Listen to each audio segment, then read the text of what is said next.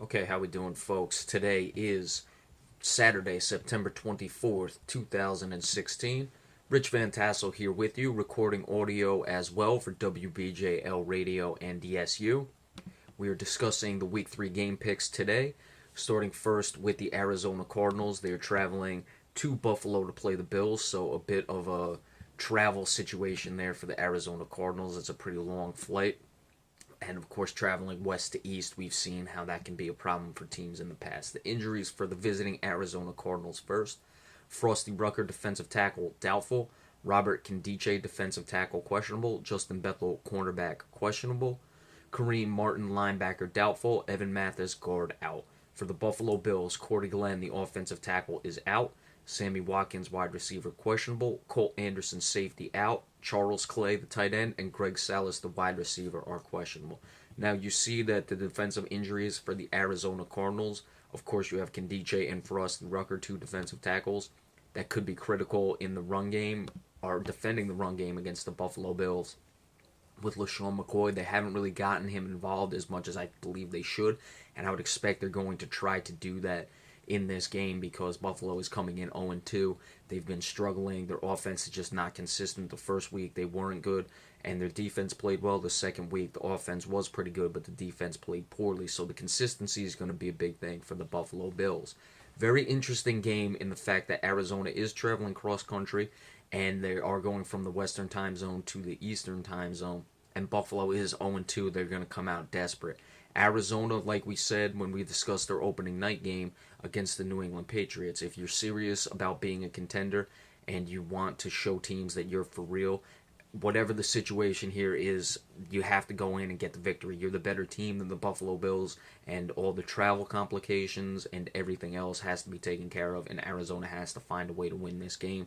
Look for Carson Palmer to be going to Larry Fitzgerald, and let's see if Stephon Gilmore can cover up Larry Fitzgerald. Gilmore has not been playing that well. Neither has Robert Darwin. The entire defense has just not been as solid after that game they played against the New York Jets. That was last Thursday, so some extended time for the Buffalo Bills.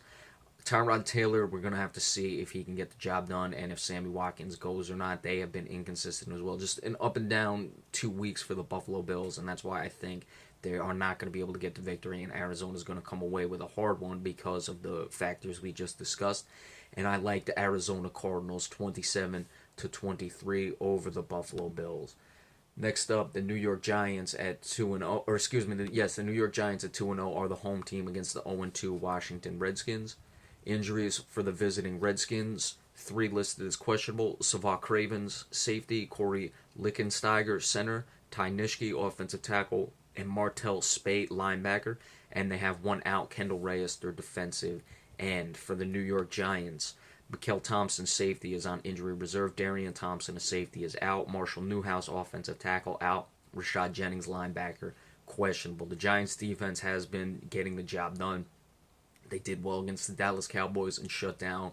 While I don't think New Orleans is going to be the team they have been in the past, certainly their offense can still get things done, and the New York Giants were able to shut them down. We saw that offense for the Saints put up big numbers against the Raiders, but that may have been skewed because the Raiders' defense has not been good. Washington is the defending champions in this division. They're 0-2. They're desperate. They've got to find a way to get this victory. Of course, at 0-2, you're really struggling, and the Giants have been playing very well.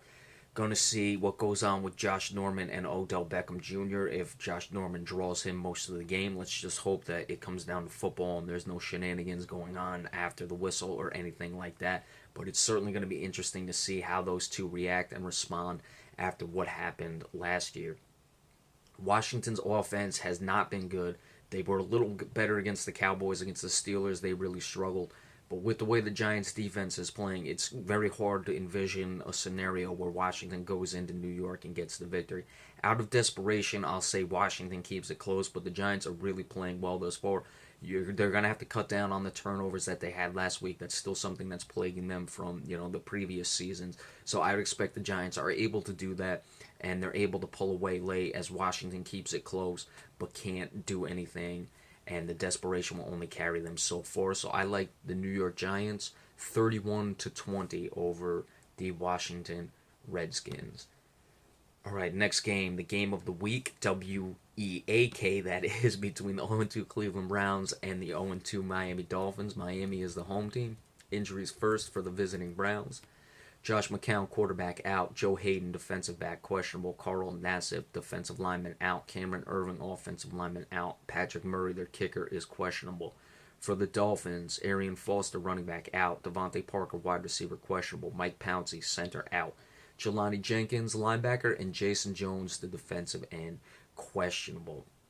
Cleveland is, of course, going to their rookie quarterback. It can't get much worse for them, so you got to see what he's able to bring to this situation, because it's become a disaster in Cleveland. Hugh Jackson's got to be wondering, and as they were talking about during the week, this is really going to test to see just how good of a coach he really is. The Miami Dolphins, like we discussed many times last season and doing the preview this season, they have enough good professional players on this team that this should be a cakewalk at 0-2, needing to get a win to get their season going against a very poor Cleveland Browns team. You would expect Miami is going to have to come out and really play well, especially if Joe Hayden can't go. Look for Miami to get the ball downfield with Jarvis Landry. That's going to have to be critical for them to be able to move forward past this game against Cleveland, because you're not really looking at the Cleveland Browns as much of a threat.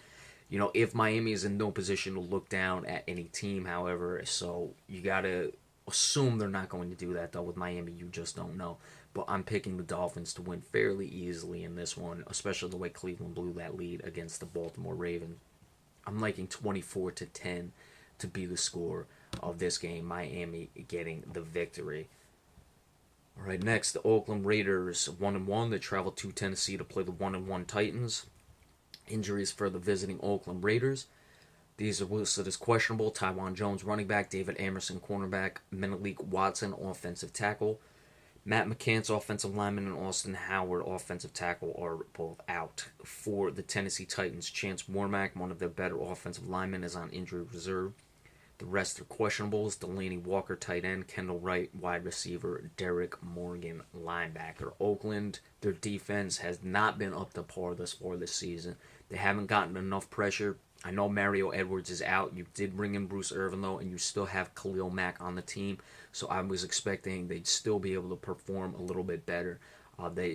Irvin does have one sack this season, and I believe Khalil Mack got another one. Their secondary with Sean Smith is struggling, though. That's where they're getting gashed. So the departure of Charles Woodson to retirement may be paying bigger dividends. Well, not paying off, but certainly costing them more than they would have expected. The Tennessee Titans, they did get the win over the Detroit team last week, coming back. Detroit, of course, kicking themselves for that one. I think they may have just thought they could coast against Tennessee, and Tennessee was able to find a way to get that victory. Detroit got out to the lead, and Tennessee was able to come back on them. They're still a professional team. They can do things. They established something with DeMarco Murray. Tennessee's been a bit of a mess, and Oakland does not want to go 1-2, especially with the high expectations for them this year. Look for the defense for Oakland to get established in this game, because they're playing a pretty weak offense, and Marcus Mariota is not going to test them downfield.